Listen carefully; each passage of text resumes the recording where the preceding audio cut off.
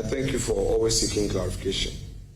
So the question is, how should the courts view presidential actions that appear to preempt or substitute the investigative and enforcement role constitutionally vested in Shraj? So, instances, now you're going to that all-important court, the Supreme Court. A matter comes before you, and on the face of the facts, you realize that there is a preemption, or the presidency or the executive has taken certain decisions that in itself takes away the powers of a constitutional body. As a court, having seen such a situation, what will be the reaction of the court? That is the point I want to know. Honorable Chair, I believe that these matters will be determined based upon the evidence before the court and the issue placed before the court. So it's very difficult to make a general statement of how the court would react. So it would be dependent on the circumstances of each particular case. Thank you, Honorable. My lady, will the courts readily and boldly intervene upon clear breaches in such circumstances based on the facts? If the court should come to a conclusion that there is a clear breach, then I believe and presume that the court would act. If the court should come to that conclusion, then the court would take an action. Very well. Let's deal with a bit of rule of law and accountability. In your view, what do you think would be the accompanying risk of allowing a certain president to set the punishment for non-declaration of assets, particularly in the absence of an independent investigation or an independent body constituted for that purpose? What do you think are the constitutional risks? Honorable Minority Leader, is it not the same question that you are coming back to ask? Same question has been asked and answers provided. So for me, it is the same question that you are rephrasing. So the answer, we ask another question, please. Chairman, if you want to find a way to stop this vetting, I will yield to you. Stop what you are doing. The whole country is watching you. Stop what you are doing. Stop what you are doing. If you want us to fold up, I'm not here to debate with you. I'll fold, discharge her, let us go. If that's what you want to achieve, I've seen it all. This drama, but whatever precedent, if not 4 years, 12 years, 20 years, it will come back and haunt this house. No problem. If you are strategically planning that a Supreme Court nominee should not go through this thing, so be it. But this question is not out of order. I am putting a question. Please pay attention to my question. Pay attention to my question. Pay attention to the question I'm asking. I'm not asking the same question. I've done research, I've worked overnight. I left this parliament, my office at 12 a.m. Go back here at 6. I know what I am asking. I'm not saying the same thing. For the avoidance of doubt, I repeat my question.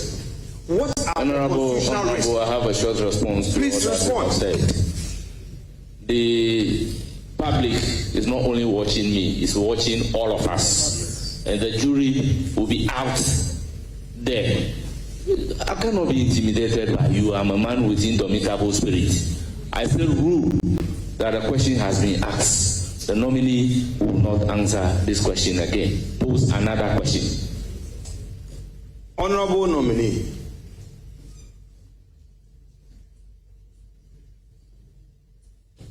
the executive has its executive powers provided for in the Constitution. What, in your view, will amount to situations where risks are created by allowing the executive to overreach its constitutional mandate with administrative directives? Thank you, Honorable Chair. A determination that the executive has overreached its mandate will be made when the matter comes up before the court. And if the court comes to a determination that the powers have been exercised in contravention of the mandate under the Constitution, the necessary orders would be made. Thank you. My lady, in your view, if you are confronted with a requirement to use administrative directive of convenience to solve a problem that emanates from a constitutional breach and a requirement for due process to resolve same, what will be your option?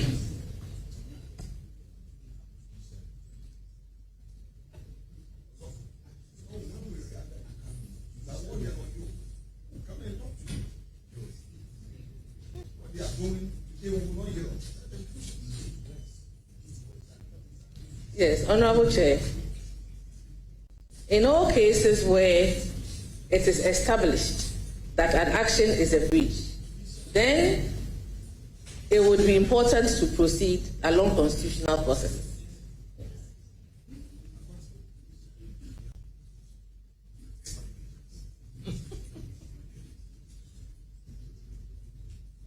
Let's delve a bit into the nature of asset declaration and obligations thereto. Do you consider the failure of declared assets under Article 286 to be an administrative lapse or a potential breach of the Constitution requiring formal investigation and sanctions through SHRAJ?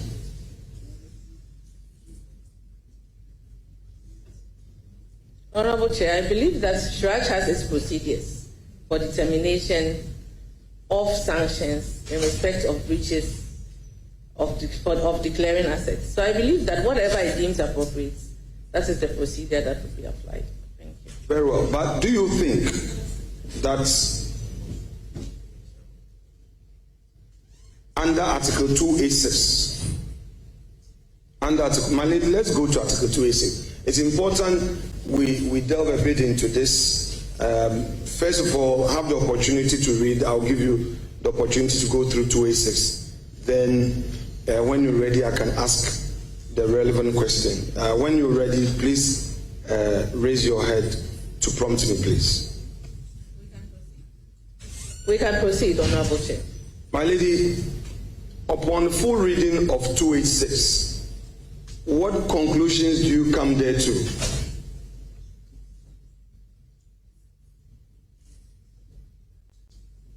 The conclusion I come to is that public officers are enjoined to declare their assets. And where there is a demand for same to be produced, it ought to be produced. That is the conclusion. Very well. So, my lady, you would agree with me that the Constitution does not create a sanction regime for any breaches thereto, correct? You would agree with me on that? That is correct. That being the case, I now would want to ask you that such a lapse that you have identified what would be your suggestion by way of a cure?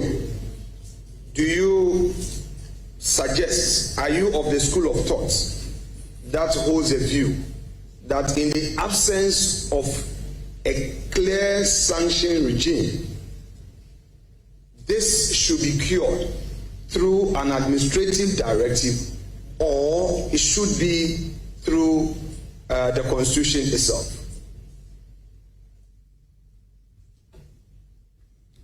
Honorable Chair, as has been stated, that there is no punishment regime, then what it would mean is that there's a lacuna in the law, and that must be addressed.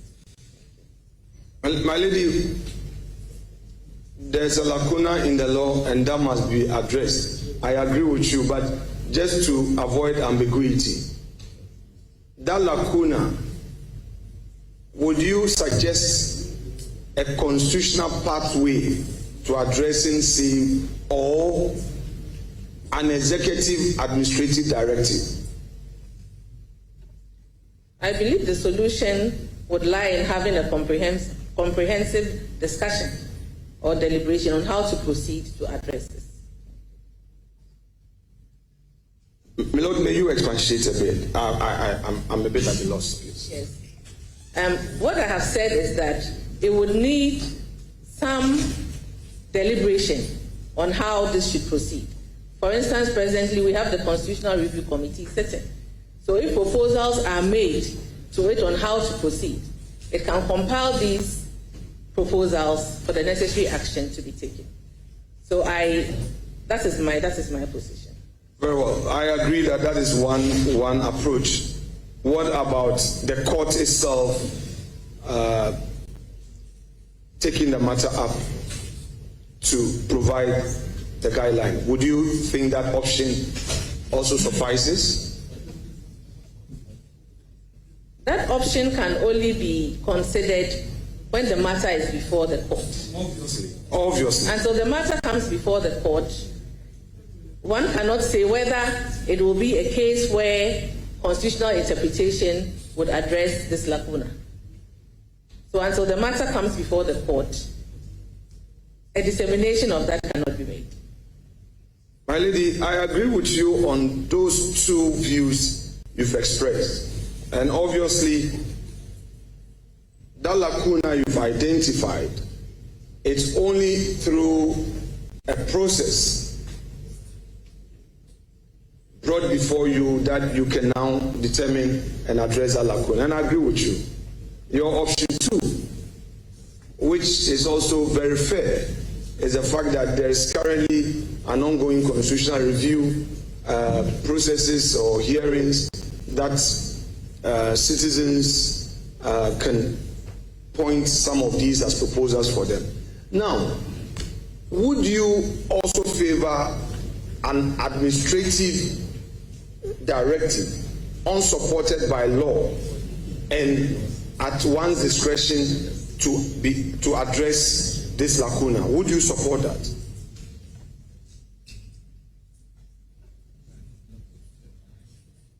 Insofar as there's a lacuna, it would mean that a decision taken is not contrary to the law if it's administrative. And so I would have no opposition or objection to that. Very well. My lady, let's now land on executive discretion and constitutional enforcement.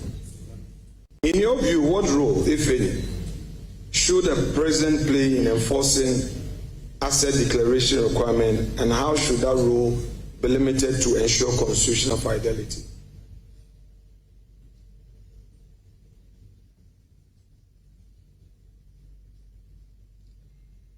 I'm unable to delineate the various roles that the president should play. That is my answer. Well, sir, I can guide, just for our purpose. For instance, since he's an appointor and has the power under Article 51, 51, the appointment, those to appoint subordinates, officers. No. Not too nice. There's 158. Yes, 58. 58, yes. 58. He has some general powers.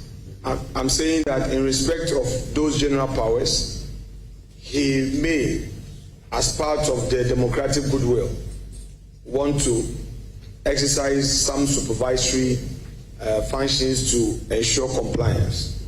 Now, having that background in mind, what I want to extract from you is, in the exercise of such powers, how should that role be limited to ensure constitutional fidelity?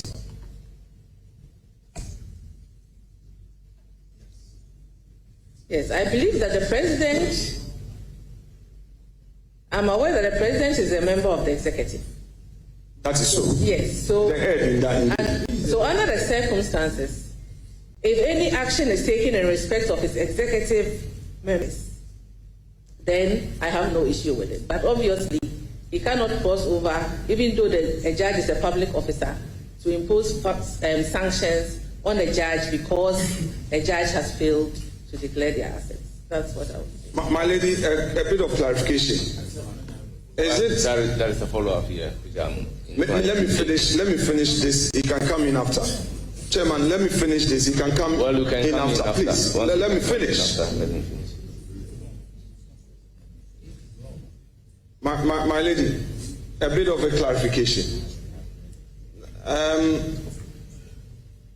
Your case is that, and if I heard you correctly, your case is that for his appointees,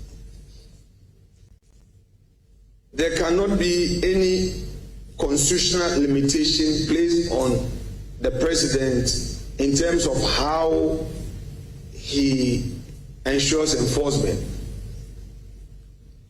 Is that your case? I just want clarity. That is not the case. My lady, so what is therefore your proposal regarding how to limit the president's role in terms of ensuring constitutional fidelity in respect of his own appointees when enforcing this asset declaration law? Well, the only limits I see under the Constitution, since it's the Constitution, is for a CI, setting out guidelines. That is the only way I see a resolution to the problem. Yes, I